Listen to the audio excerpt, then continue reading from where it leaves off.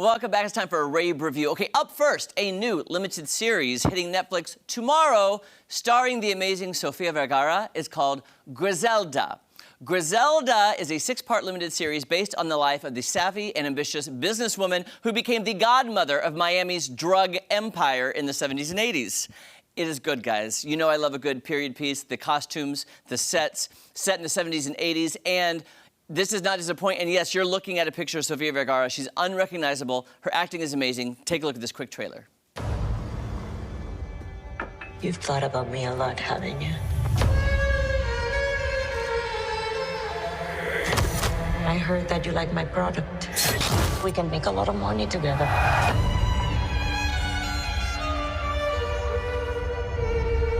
Who is the one in charge?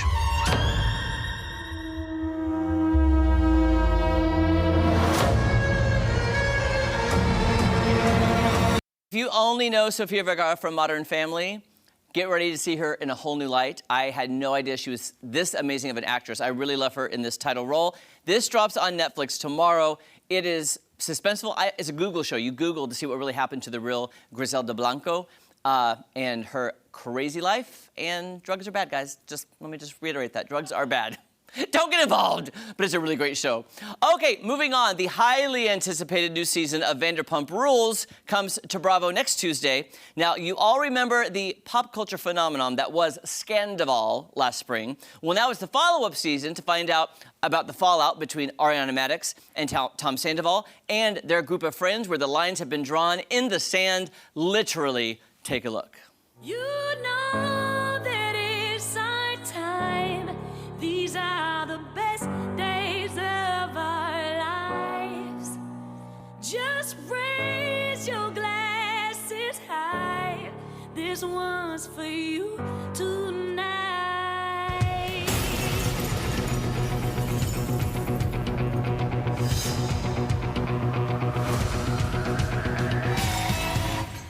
That's Ariana's side. Sandoval's side over here. Don't go over the line. To lose his best friend, his business is up the creek, everything has gone wrong in his life. You know, if you're gonna be friends with him, she's gonna cut you off, so think about your next move very carefully.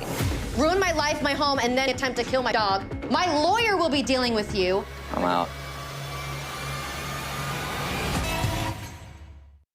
Guys, oh my gosh, yeah. I really stopped watching it after they kind of fired a lot of people, which I didn't think was right. But then Scandival happened. I still haven't watched last season. I know Maddie did, and she'll probably be watching the new one. But this comes out Tuesday. I'm enticed to watch again, guys. I don't know, Maddie, will you be watching? Yes. Maddie, okay. Completely. Let's bring in Maddie and Angry Charlie, who's super angry today. He didn't get cheese sticks, by the way. Always. Always.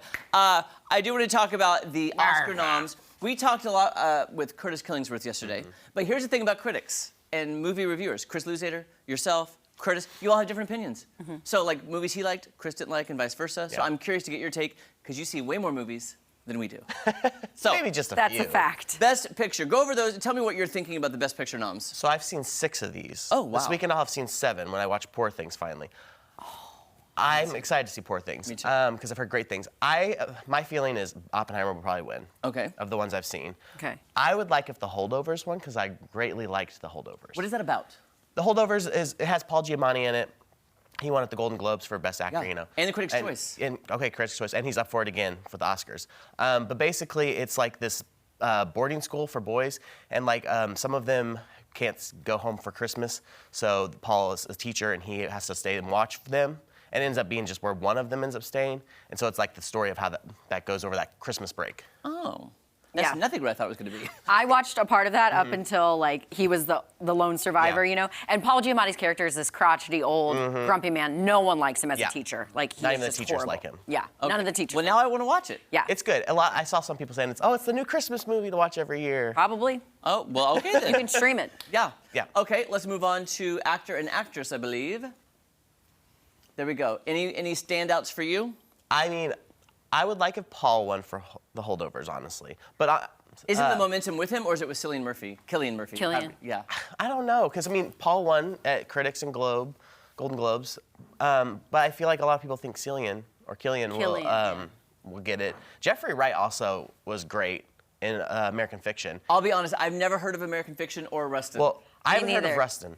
American Fiction, I think, just came out last weekend, so it's a newer one that probably most people haven't seen yet. Okay, gotcha. And I think Curtis Killingsworth is rooting for Coleman Domingo. He said his name a few times Yeah, yesterday. see, I haven't even heard of that movie, so either. I don't know what it is. I personally feel Cillian Murphy will maybe get it because Yeah. it's based off true events. The transition he went through to lose all the way to become Oppenheimer. Like, Yeah. I feel like those roles When- always tend to. When are the SAG Awards? Because that's a good predictor. The 23rd of February?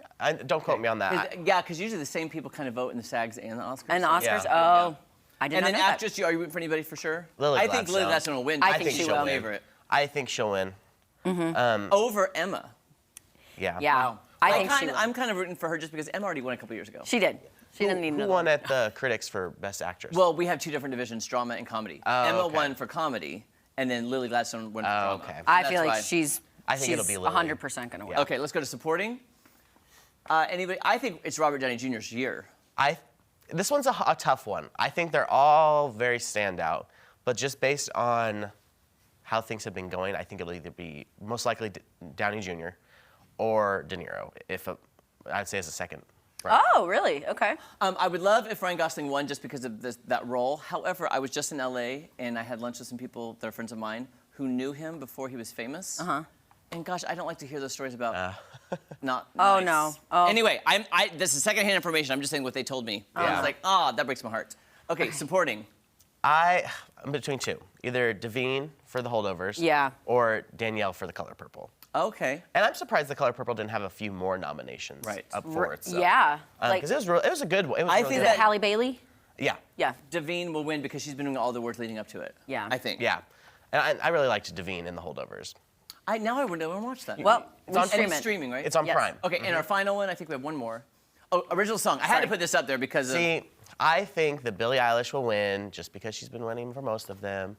I will say, I'm Just Ken. I'm Just Ken. Won the Critics' Choice over Billie. I'm just saying. I think it'd be fun for I'm be Just great. Ken to win it, but I don't know. We all agree that Dua Lipa's She Dance should- the Night Away Away should have been She there. should have been Yes. there.